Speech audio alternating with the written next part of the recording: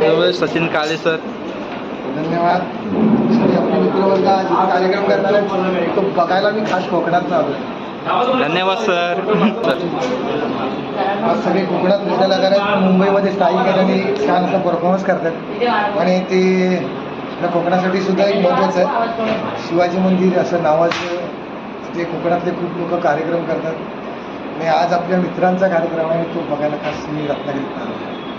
धन्यवाद सर. धन्यवाद. टाकतो खटलं